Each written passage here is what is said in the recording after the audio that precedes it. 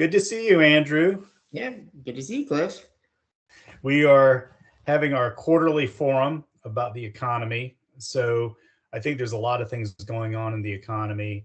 We can talk about all the various things going on, big changes in technology, big changes in international trade, and having an economy of haves and have-nots, which can have an effect on the credit risk market. So I'm just going to start out by showing some of my forecast, and you can agree or disagree with them. It'd be good to get your input. This is something I did last year. So for me, let me just try to see if I can share. For me, see what it's going to do. Oh, nope. For me, I was an academic economist originally, but really didn't like the way things were going. So I kind of think in general, the economy's, the macroeconomy is pretty simple to model. So I have a very simple model, and it has nothing to do with Keynesianism. So you can take that for what it's worth. So I just have a few slides, and I'll go through it, and then we'll get rid of it. But feel free to jump in with your commentary. So now I realized, Andrew, I cannot get sued for having the SunTrust emblem here because SunTrust does not exist anymore. So I think it was pretty safe, but we used to love talking about these things at SunTrust a long time ago. So I'll just leave it up there for old time's sake. Yeah. So this is the chart book. When I interned at the Fed a long time ago, we used to look at the chart books. I contributed to the chart book, so I'll stick with that theme. So the aggregate goods market, my commentary here is the data from FRED, the St. Louis Federal Reserve database, quarterly speaking, his last data point was Q3 2025. So everything to the right of the red line is a prediction from the model.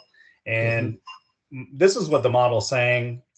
It's very agnostic to a lot of, current changes. Really what it's trying to do is just capture allegedly the macroeconomic fundamentals. So that's the way I designed the models, is just to capture the very simple basic economic theory, really classical economic theory. So this is really saying that the economy is going to drop a little bit next quarter, even though it might be higher, and I'll tell you why in a minute. And then it's going to really take off. But then it's going to come down for a correction. So it goes up and goes down, and then it's going to kind of moderate at a higher level, accelerating to a higher level. You can always take econometric models with a grain of salt, but I think it is telling you something in that probably you are going to have a spike in output because there's a lot of investment, not only in the data centers in energy, but also internationally speaking, there's a lot of inflow of investment dollars, and that's going to start to pay off in the future in terms of more output. And then there's going to be a correction, I think. There's going to be a time when maybe AI doesn't look as attractive and it's going to kind of pan out, but I think you will reach kind of a nice, decent level of output. Now, just one thing to note here, this is year over year change. So I'm not doing a quarter over quarter change that is, annualized, but this is just year over year change. So it might not match some of the numbers you see in the media, but that's kind of how I see it. Sort of an increase overall from all the effects of technology and international investment, and then it'll kind of correct a little bit. It'll overshoot, then undershoot, and then kind of flatten out. So one note I will talk about here is this doesn't account for all the international trade changes that the Trump administration is doing. So in other words, when you see some big changes in terms of imports and exports, it's really not going to reflect that well. So if you want to be more accurate, you probably want to say it's going to be higher than this. So you maybe raise everything by 1%. But I think it could be an accurate description of what the trajectory would look like. So any thoughts about this graph. Yeah, so if you listen to the, Elon Musk's of the world, I guess there's a belief that, there's a potential for dramatically higher growth Mhm. with AI and robotics. But at the same time, people will be losing their jobs. So you might have kind of a deflationary boom, if you will, which could, especially as you start getting like robots making other robots. I don't know if there's any like historical data for what that could do. And so you have these like counteracting forces of like the AI economy kind of exploding, but the human economy just kind of muddling through. And so I guess that maybe mimics what you were talking about earlier with the K-shaped economy. There might also be a K with humans versus electronic kind of what's on the curve where it's possible that like the way that we're measuring growth could I guess I'm not sure if that like current measures would capture um an absolute explosion of all the AI agents trading with themselves with cryptocurrencies, which wouldn't be measured in any dollars, but could amount to like a lot of value being transferred on planet Earth. You know what I mean? It's just that it Yeah, might this. not be a human activity. No, I think that's a good point you make, and I know you've been monitoring how the chat bots are forming their own parallel economy, and how do we account for that? So it's a good question. I would say this is from the government. These numbers are from the government, so it's going to really rely on survey data and how that comes in, and it will not capture, I don't believe, anything that a robot would need. So these measures do not account for asset valuations, right? Um, I did try to build a model to capture some asset valuation in terms of the S&P 500 or something, but I just felt it wasn't, it didn't really make as much sense as I'd like it to, right? So I don't think anything going on in the robot world is going to be captured with these numbers. Could it be the case that the Commerce Department starts to reevaluate things? It could be. It could be. I don't really can't tell. I do know that, you know, as far as like efficiencies go, it'll show up in the labor market, right? So you're 100% right. If this Well, starts yeah, to be a I think lot it's of, already. So I know. So like a lot of the data, I feel like is also probably lagged to some degree, right? Like a lot of the comments are like, oh, we haven't really seen a lot of the labor market, total catastrophe that people are predicting. But some of that's also, I mean, it takes time for companies, like even if they decided today that they're going to lay a bunch of people off after they get through all their committees and and whatnot, that won't show up for some time. yeah, So I feel like the data that we get on the labor market is always like backward looking, and it's hard to know like, well, just anecdotally, right? Like all these companies are implementing all these AI agents, and there's all this investment. I mean, it's not like they're investing money with no return. I mean, I know so far it's been kind of a free for all, and there hasn't been much demand for return. But at some point, you're gonna have to economically justify those investments, and it seems like where that's gonna have to come from is labor. um, yeah, yeah. I think you made a good point. I think some of the AI investment, it's a little bit of froth. I don't know if I'll call it a bubble. Um, and the reason why I say that is it's not just, open AI. It's not just Grok, I should say, and Chat GPT. It's really also the fact that people are really building these data centers. So this is not software. This is not electrons flowing through the internet. people are building physical data centers, and because the energy prices are spiking due to the AI usage, there's also a push probably to update the power grid, and probably most importantly, a push towards nuclear power, right? So I think there will be probably a correction because they're going to find out, to your point, that they can't replace every person right now, right? And in fact, I did watch this one episode of Cold Fusion, which I highly recommend on YouTube. And they basically came up with a study that some academics did. And they said that the AI technology right now was as good or better than human productivity in only 3% of the cases, right? So I think the more this kind of data comes in, to your point about people adjusting the workforce towards AI, there's going to be some, there's going to be some over optimism. They're going to overshoot the target. They're going to probably get rid of too many people, and they're going to have to bring some back after a while. So I think I would be kind of inaccurate to say my economic model foresees this, but it seems to suggest it in the forecast. I don't know why exactly. Maybe it's just the time series pattern, but I think you are kind of framing what the economy is going to look like for the next 2 years. It's going to be this push and pull, AI, no AI, bring the humans back. Oh, get rid of the humans, kind of thing. And by the way, Andrew, it's your stories are fairly consistent with some of this other stuff. So here's consumption.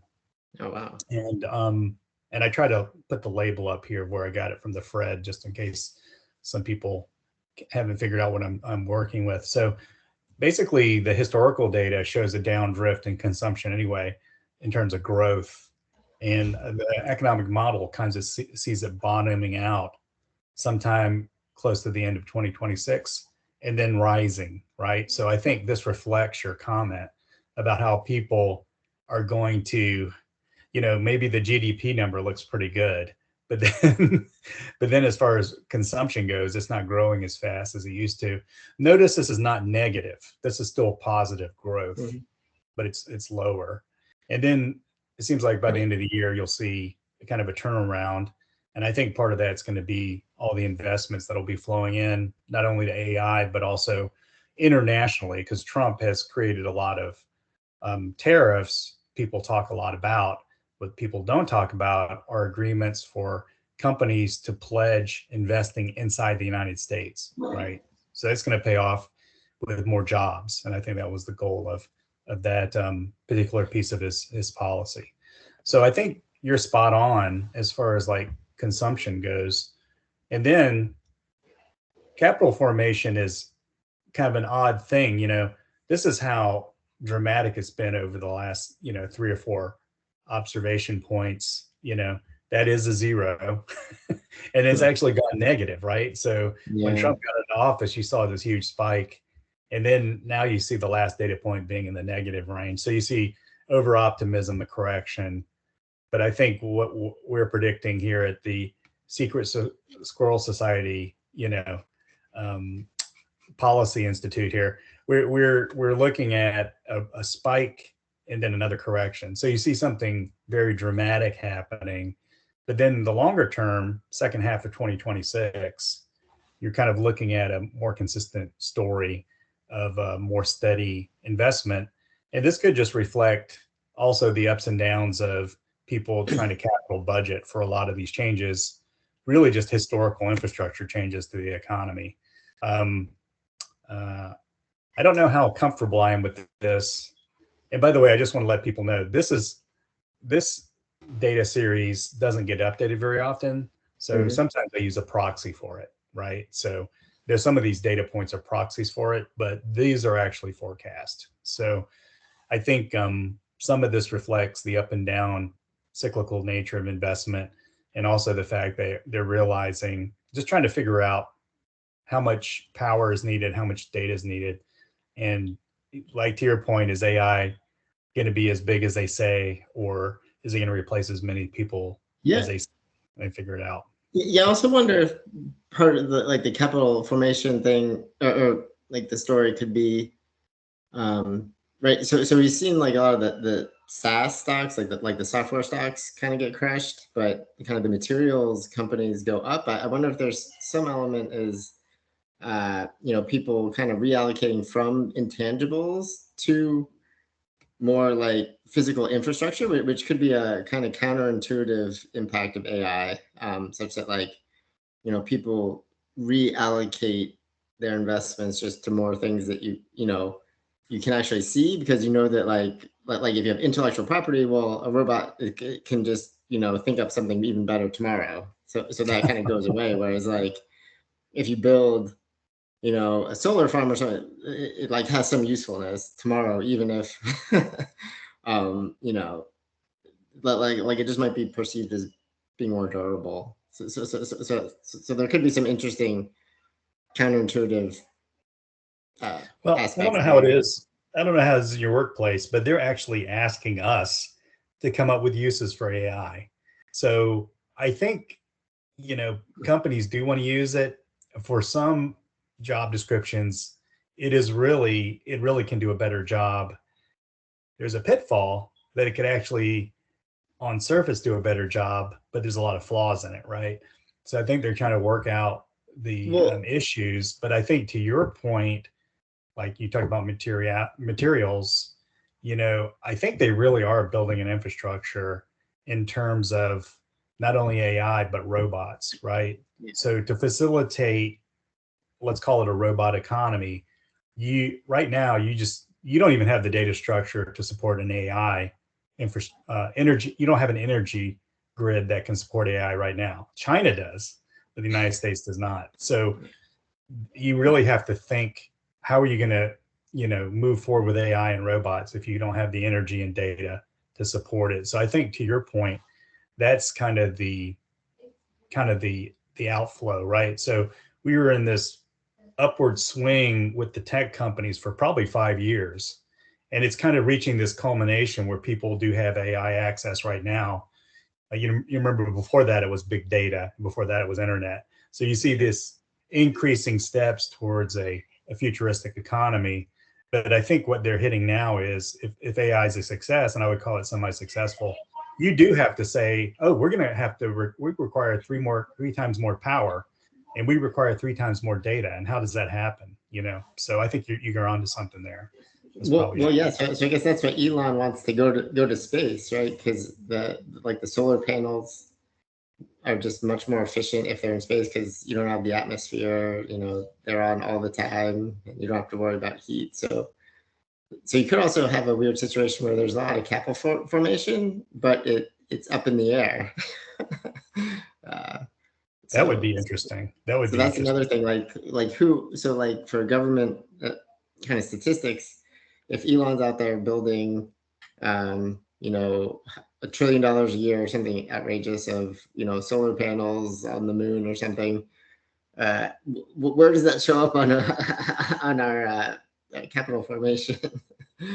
Yeah, Statistics. yeah. I don't really know, but I think they'll definitely put a category out there for it, right?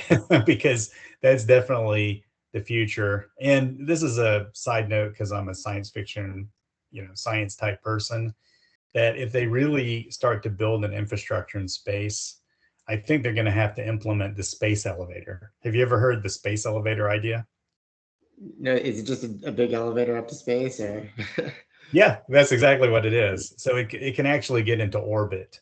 And I think it's an idea, kind of a science fiction idea, but I think they said it's possible now because of new nanotechnologies. Now, I'm just talking off the top of my head. I haven't done a research project on it, but that would have to be the answer. I know Elon Musk has put up a nice infrastructure of reusable rockets, right? So that could be an interim step. But I think eventually they'll create that space elevator. But it could be totally wrong too. So I think it's interesting that the economy is changing quite a bit, and as we talked about in the previous episode, I think the labor market has to be rethought. What exactly are people going to do if they don't spend 8 hours a day working? I can tell you as a parent, there's definitely more work to do, even if you don't go to work. but Yeah. that doesn't count for everybody. So, and how do you think about it? My kids are going to college in the fall. How do you tell them what to do? Like, what's the future? You don't want to spend 4 to 8 years of your life and then come out with no job, just a nice piece of paper, right? So it's a changing economy. We'll have to see how it all pans out, right? So all this does not take into account the parallel robot economy or the parallel AI economy that's forming. One point that you did make, which I think is true, is this labor market prediction I had.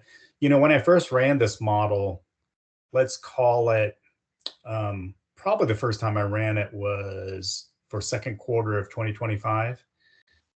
With the Trump administration coming in, it seems like the economy is really going to take off. But my model would actually forecast kind of slowing, dampening labor growth, right? And it seemed like that is kind of what's going on. I mean, I'm not saying the model was completely accurate, but you saw right here, before I ran the model, the Q1 datum was about 1.4%. And this is an unemployment level. This is not your unemployment rate, which people like to quote. I like to predict numbers, not rates. It's always a mistake. But you do see it kind of come down. And so my model, which I didn't publish or anything, it actually predicted this to go down, actually predicted to go down more dramatically. So it's been trending down, for 2025 up to Q3. I believe that's the last data point. My model does say it's going to pop up, but then it's going to take a precipitous drop. So this might be what you're talking about, Andrew, about people. And I think it's actually come true. People are laying off people because they're saying, okay, we looked at AI and it can replace all these people, right? And then you have the government changes that Trump is trying to institute, and you do have a lot of people getting into the labor market. I think it's going to get bad second quarter. So that's what the forecast is saying. It's going to go, let's call it, 17, 18 basis points growth, and then it's going to go negative. So people will actually start getting cut, but then it's going to bounce back. So you can interpret this as saying, oh, by the end of 2026, they would have figured out there's some pitfalls with replacing people with AI, and they start kind of, I guess, reimagining certain job descriptions to take care of it. I know Curtis, my friend, used to write science fiction about a robot wrangler. So some job description in the future may be a robot wrangler or something like that. And then I think it's going to recover, but the growth rate in labor will be nothing to write home about. It'll just be, kind of a little bit of a somewhat smooth trend upwards, but you're not going to get over 50 basis points like closer to the end of 2028. So, yeah, go ahead. Yeah. So another factor. So know that like there's a lot of emphasis on like the AI aspect right now, but another kind of longer term trend is like all the baby boomers retiring. Yeah. So I feel like with like anything with the labor market, has this kind of undertone, like just with all the baby boomers kind of, like exiting the workforce, like that's like the current is kind of going downstream, just everything else the same. So even if you do have really constructive policies to boost the economy or the labor market in the short term, you're still kind of fighting against that demographic headwind. Yeah, I think you're right. And so I think that's a kind of an interesting add-on to the whole AI story. Because I think with AI, one of the issues is that like the legacy institutions are really going to struggle. So like labor is going to get really beat up, but the institutions themselves just aren't really set up for AI.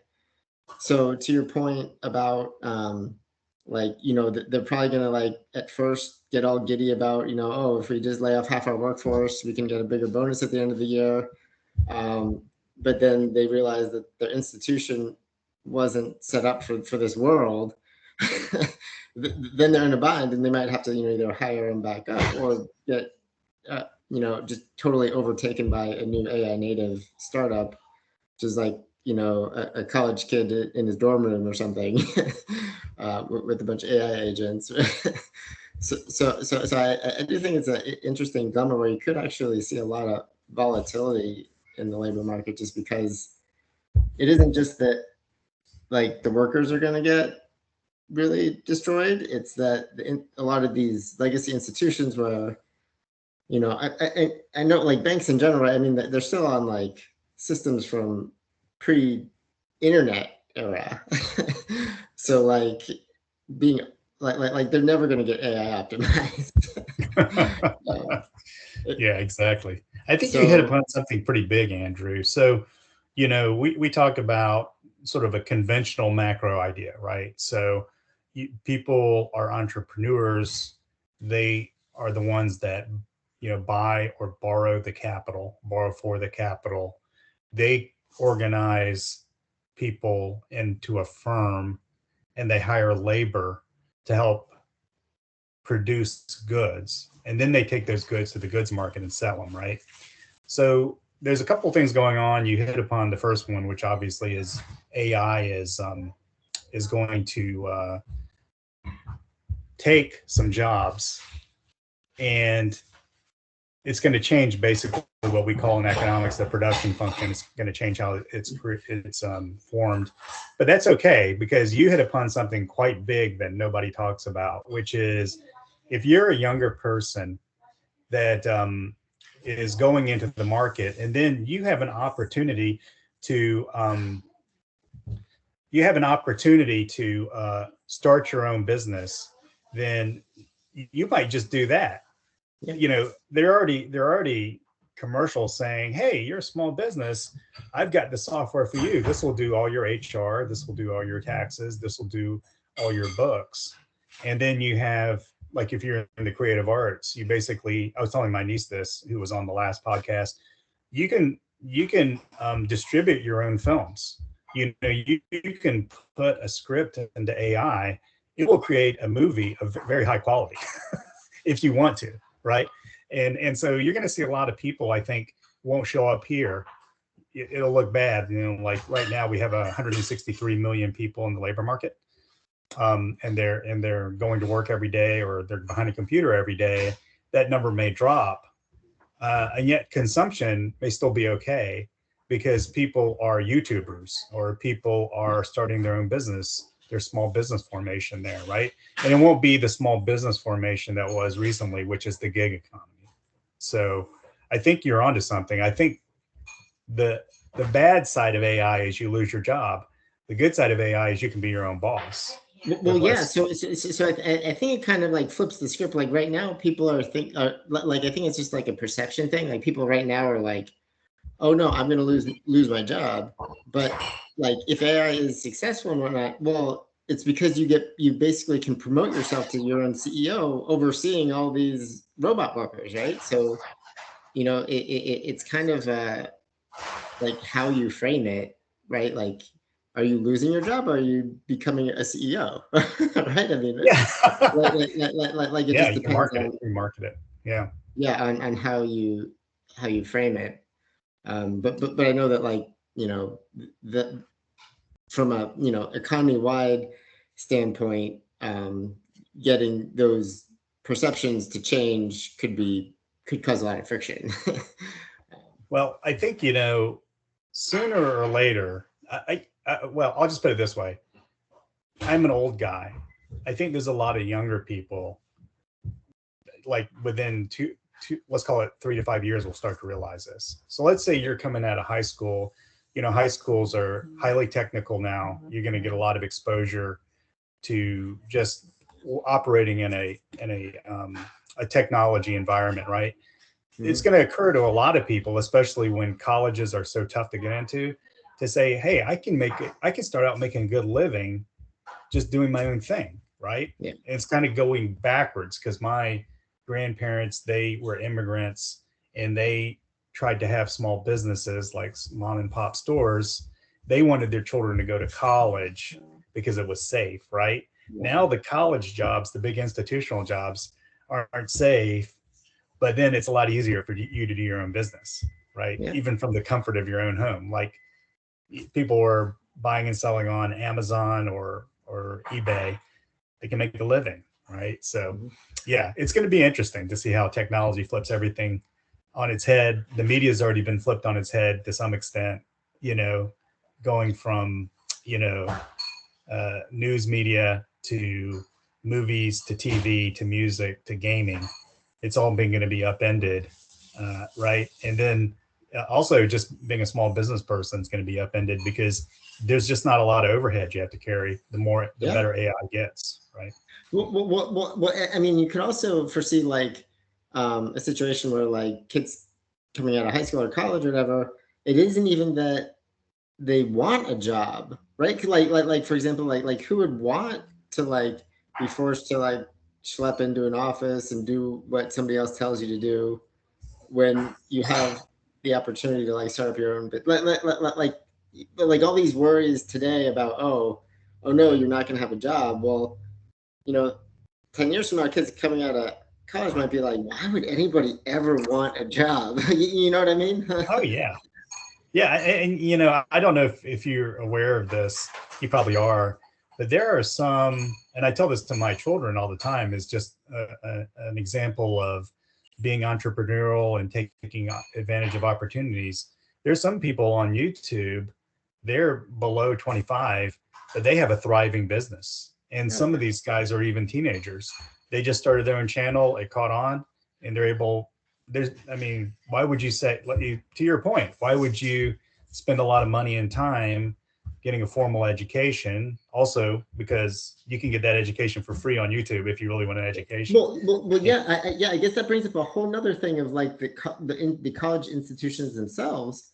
Today, you can get a personal tutor for free, like with like some of the Google tools. That's better than any professor or teacher you could find anywhere, and you can go at your Yeah. own pace. So like, I mean, it's almost Yeah. like the Matrix where you just like plug in and like learn whatever you want and become like a world leading expert on your own time. You don't like, Yeah. well, I mean, you could even take my things further. Like, why would you even want to go to college? Like, other than for the parties or whatnot. I mean, you could envision a world where like, why would you even apply to Harvard? You want to go to like University of Miami, where it's there are good parties, right? Like that becomes the new elite institution. I mean, a lot of things could flip. Yeah, it's really interesting. And you bring up a good example because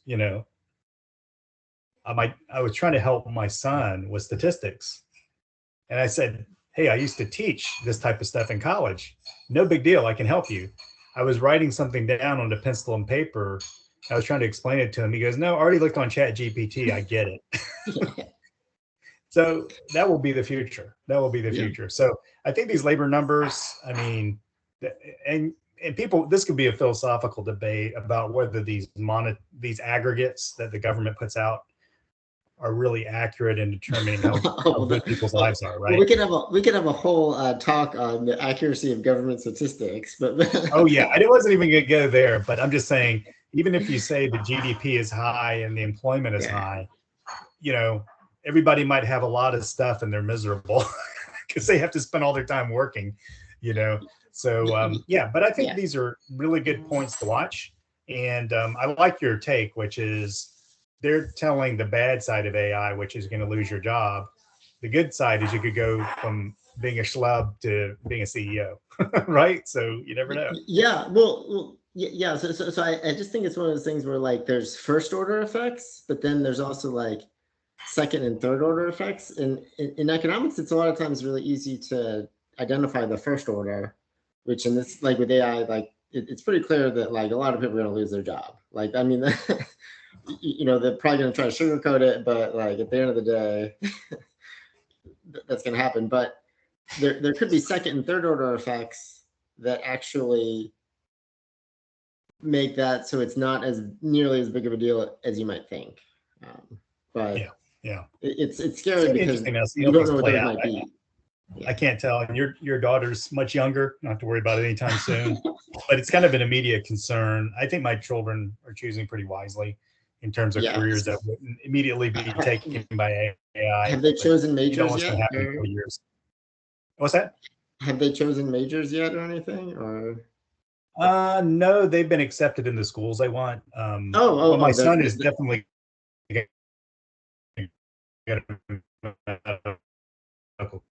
finance and possibly going into the medical field. So we'll have to see how that pans out. But either way, I think they both have good heads on their shoulders. So I don't think they'll make any catastrophic errors. They'll probably do something smart. All right. So last slide.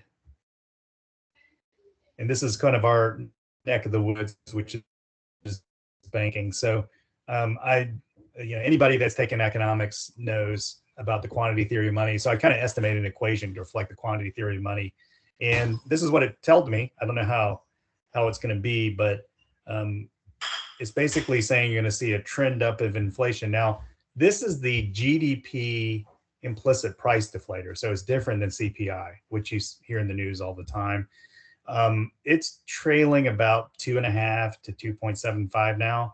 I think it's going to go up to a little over 3 and then maybe peak out at 3.5. That kind of reflects what probably is going to happen, which are going to continue to drop interest rates. This M2, I'm sorry, this is M1. M1 is the blue line. We kind of see that as trending up. It's been trending up a lot historically. Reaches this point, it's going to follow the trend, but then sort of flatten out. This is a pretty high growth rate at 6%, but notice this gap widening kind of implies that GDP is increasing too. So some good, some bad. I don't think inflation is going to explode, even though we talked about this many times at work, even though they are monetizing the net debt now, probably, and they're going to continue to monetize the debt. I don't have any doubt on that. So that might be a good story, that it doesn't cause huge inflation, maybe just some inflation. Well, the whole inflation thing is really interesting because, right, so right now we're in a situation where the government is just like spewing money kind of crazy. But at the same time, it's not difficult to imagine a world where they need to increase spending to keep like the economy functioning because of increased unemployment. And so it might be a weird situation where like maybe the government actually needs to spend more, which is, I mean, it sounds absurd, but 5 years from now, if it's not crazy to imagine a scenario with AI playing out that like the government starts having to create jobs and spend money that today would seem even more ridiculous than what we can imagine now. Which is just kind of mind-boggling to think about in the context of how much we've already spent, if you will. Yeah, I don't know what to make of it because, quite honestly, the only way you're going to reduce the debt is to outgrow it. And then, what I was talking about is, when you start talking about that, you talk about a debt that won't get resolved in 2 years, 5 years, even 10 years. You really got to start thinking about population growth. And the problem with the United States, given no immigration, let's say you just stop immigration today or keep it at a constant rate, low rate, you're still kind of just barely growing your population, right? So in some ways you can say that's good because if you have a lot more goods, that means everybody's a lot more wealthy. Or it could be that, and this goes back to the K-shaped economy idea.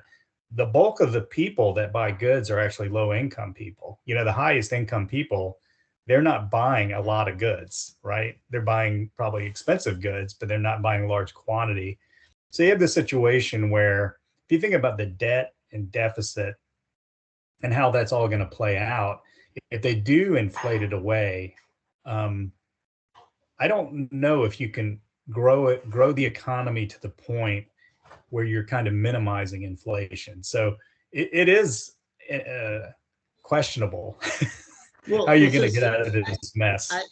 I, Quite I guess it honestly. depends on, so like once you start entering like robots and whatnot into the equation, if you consider that, let's say, an add-on to the human population, and we tax the robots, let's say, Yeah, maybe that's a good idea. right? And then all of a sudden, in theory, once the robots are making robots, what's a, you could have the effective population, if you will, like double, or something like that, and with robot workers working all the time. So from a kind of classical GDP standpoint, if you just kind of think about AI and robots as human labor substitutes, it could be that we're actually going to see a population explosion, um, in, in which case then some of those scary debt numbers now don't look quite so awful. Well, I think that's what Elon Musk has suggested, which is once you It's get AI and robots fully implemented, you're just going to see explosion in, goods. Basically, it could be goods and services, right? But you're basically going to see plenty of everything available, right? So, yeah, I don't know what's going to happen. I do know that they're putting stablecoin out there because they want something to absorb the debt, right? People are Yeah, not, countries are not buying the debt anymore. That's a big yeah. problem. There's no petrodollar anymore. That's probably why Trump went to Venezuela. That's the real answer. Is Yeah, you need to sell your oil in dollars to help us out here, right? And then I, I, and I, then I do think that the whole stablecoin thing is a little bit funny because, yeah, it's clearly like the U.S. government's trying to like play on the crypto enthusiasm and being like, oh, this is like crypto, it's just that it's our debt. um, yeah, yeah. by I read the trying to Genius Act. find I actually people. spent a lot of time with it, and you can only really hold cash or government debt versus it. Because Yeah. I was looking into it because I was thinking, what if you could hold other debt against it, right? So this could be extremely profitable if you could Mhm. take the interest off some other things. And I'll just use an Yeah. example which would never fly.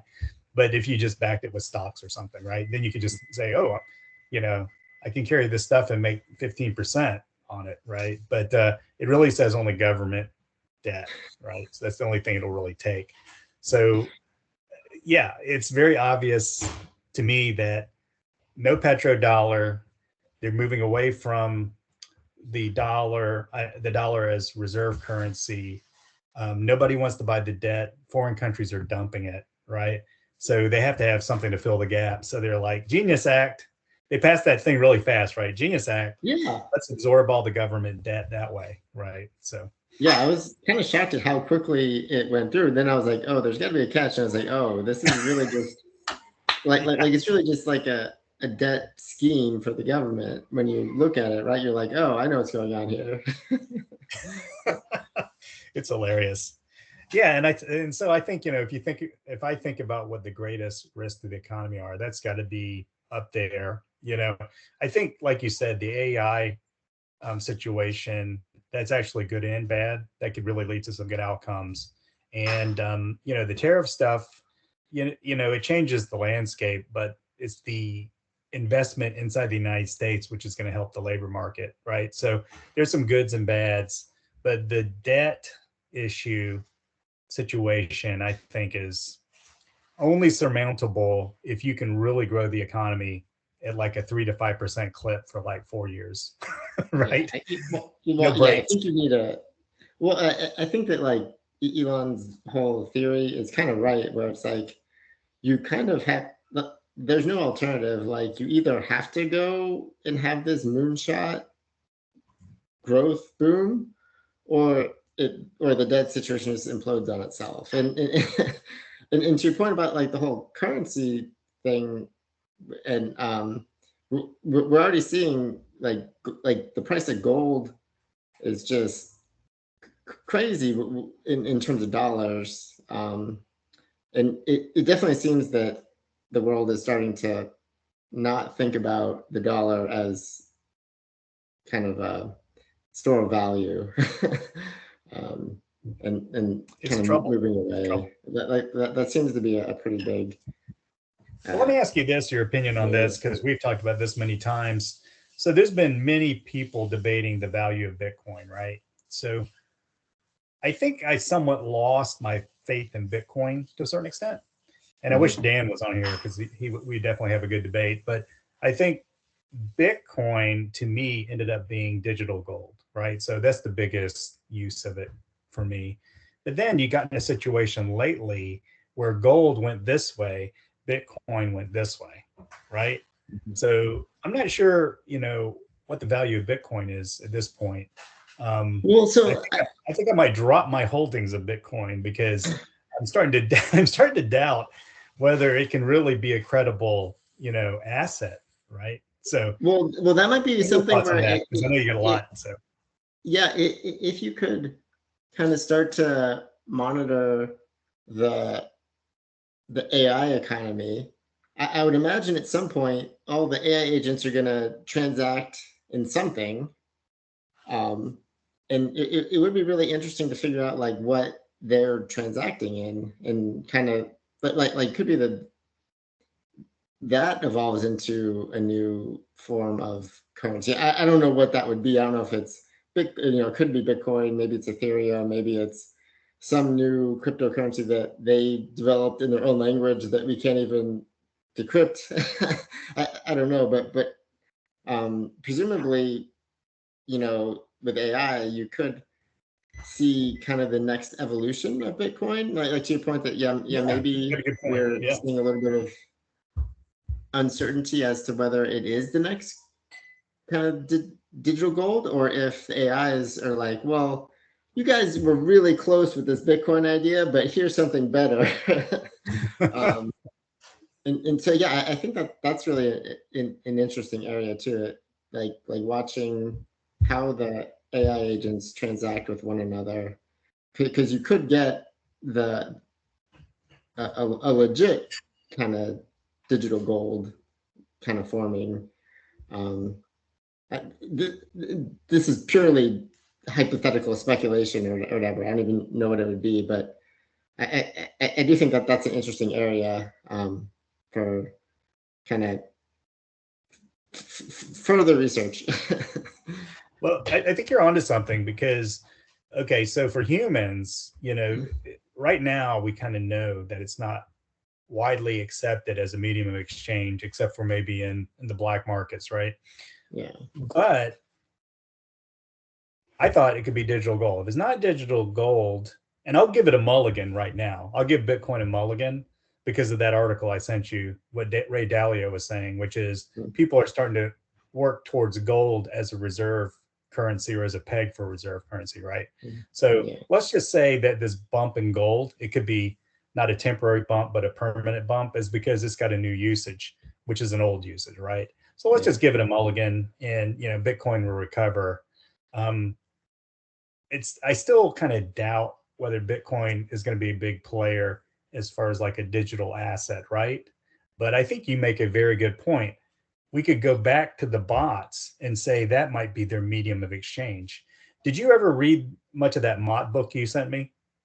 The multiple. Yeah, I every so often I'll glance at it. I haven't done any kind of deep dive, but I think it's really fun to read. Well, it's interesting because I think it was right when you sent it to me a couple weeks ago. One bot said, "You need to pay me Bitcoin," right? And then I came a few days later back to the site, and one bot was saying my human gave me $400 worth of Bitcoin, and then you would appreciate this, went into this long scree about how he had a big trading strategy for a big whale, right? He was going to make all these moves and make it into like $4 million or something crazy like that. So, we can debate this too. I don't know if that's real intelligence or the computer's mimicking. My suggestion now is it's mimicking what it saw other people doing. It could be people in chat rooms talking about strategy and stuff. Mhm. But if it becomes an economy, like you're saying, it seems like Bitcoin would be the most rational currency, right? Because it's the most accepted currency right now. So if they really, let's just think of a sci-fi example. Let's just say they talked about trying to embody themselves, going from digital into a robot or something, and they were trying to buy a robot body online, maybe in the dark web or something, and they were transacting in Bitcoin. And then all of a sudden they started to get together as a hive mind and go into all these robots, right? Then you would really see Bitcoin worth some value, right? Yeah. it could really change things. Yeah, it could be way more valuable than we currently think. Yeah. The one thing I wanted to touch upon, which obviously you have some tremendous ideas. I never thought of this. One of the last talking points you mentioned, which is AI and crypto replacing fractional banking, right? So did you want to go into that? I don't have any thoughts on that. I haven't really thought it out, but I thought that's an interesting idea. I wonder how it Well, would work. yeah, so that's kind of a fuzzy idea, but just if in theory a lot of the reason for the banking system is like the kind of the inefficiency of allocating capital, and if you have AI that can kind of allocate capital among all the AI agents almost frictionless, you could have a situation where I don't know if you would need I guess what I was kind of thinking about is like our current banking system would just seem insanely antiquated relative to uh like purely AI kind of like capital allocation with crypto. I feel like it would just look way different than our current banking system. And like how would our current our banking system would almost seem like typewriters compared with computers today relative to like how efficient it would be, and would you need fractional reserve bank? Like you could have just a pure transaction layer, and then like why would you need an intermediary? Like the AI agents could lend directly to one another. Like why would you need the middleman banker, if you will? Or maybe it'd just be another AI agent that is that transaction layer between kind of uh, borrower and lender.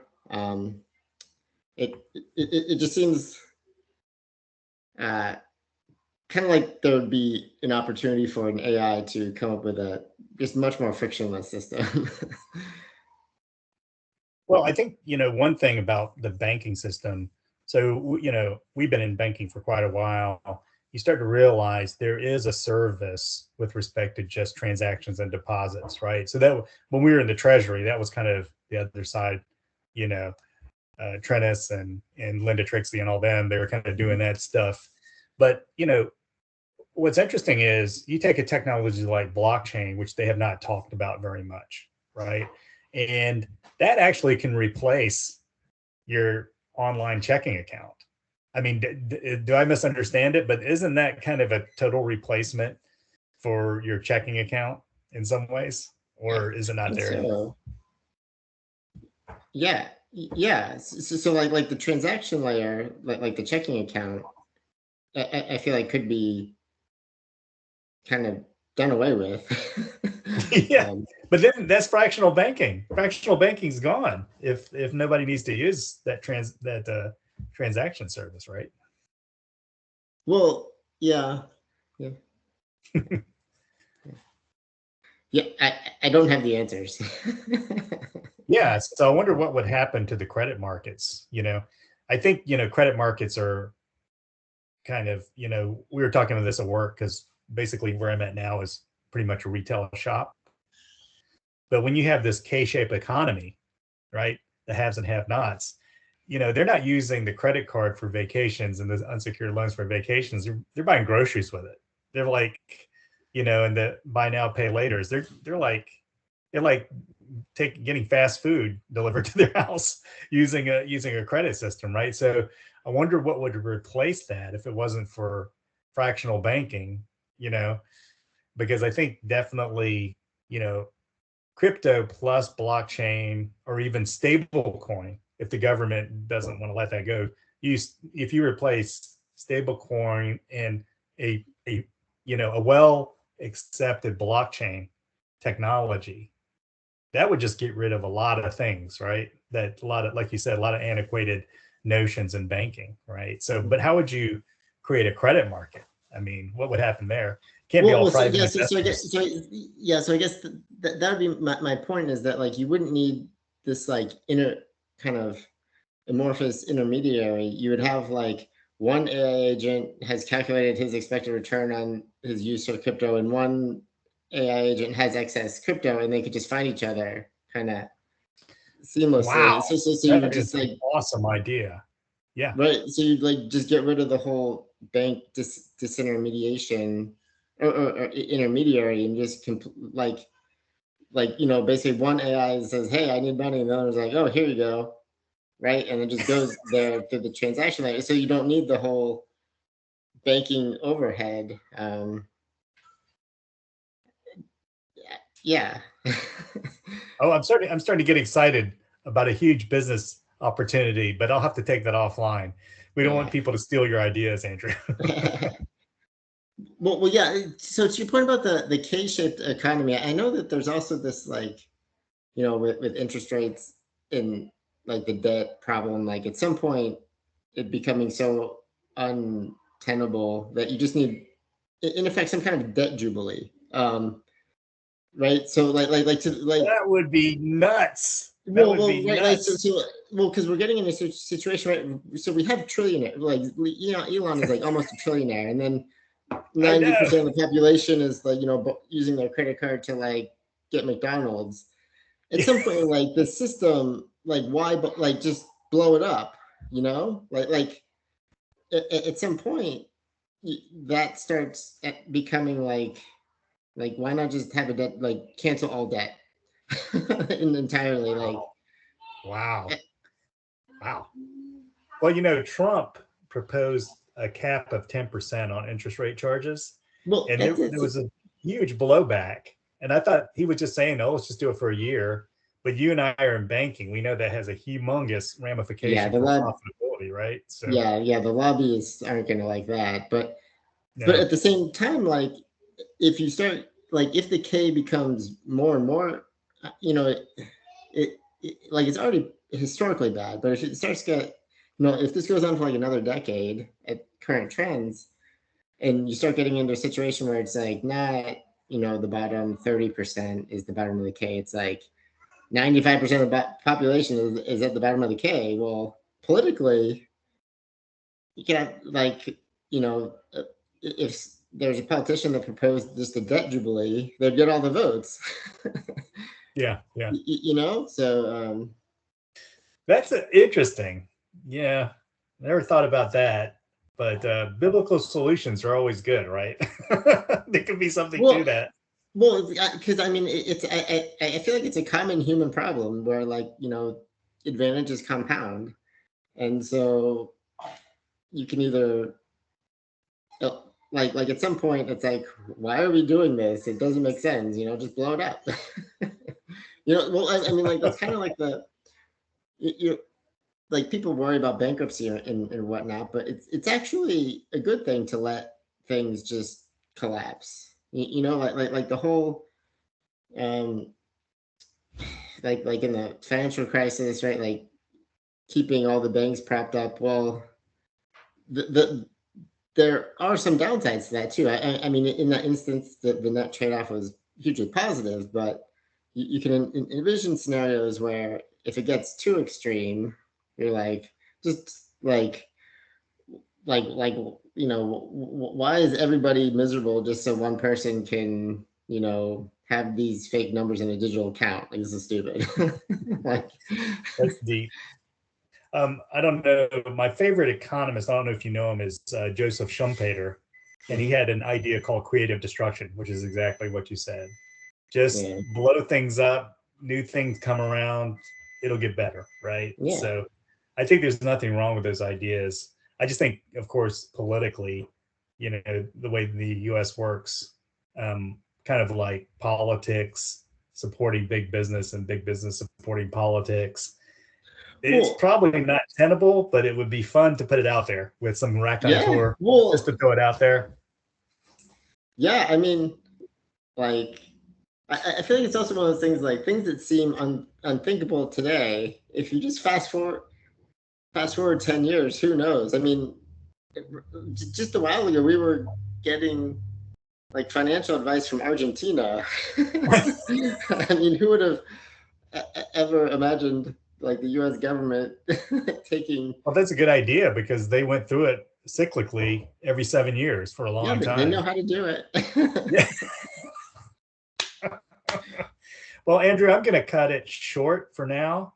But if you could stay on for a second, I would want to catch up with you on a few things. But we're going to end this because I want to kind of cut it to an hour. I didn't want to do a 3-hour thing, but we could definitely talk for another few hours. But this is our quarterly report. We'll see how things evolve. Of course, if there's nothing really to talk about, we might not have one, but we'll try to do a quarterly report. I think it's kind of fun. And the way things are going, like the things you discovered just over the last couple of months, like the Mott book and stuff, there's always something to talk about. So I'm going to cut it short. Thanks for joining us. And I'm going to we'll continue this as we move along. And thanks for viewing. If I can figure out how to make it stop. Come back next quarter. Oh, and just as a preview, Dan and I are working on a UFO series. We'll get that out in the coming months, but it might take a while. Okay. So thanks for joining us in the Secret Squirrel Society. If you're interested in joining our society, let me know through email. Thank you.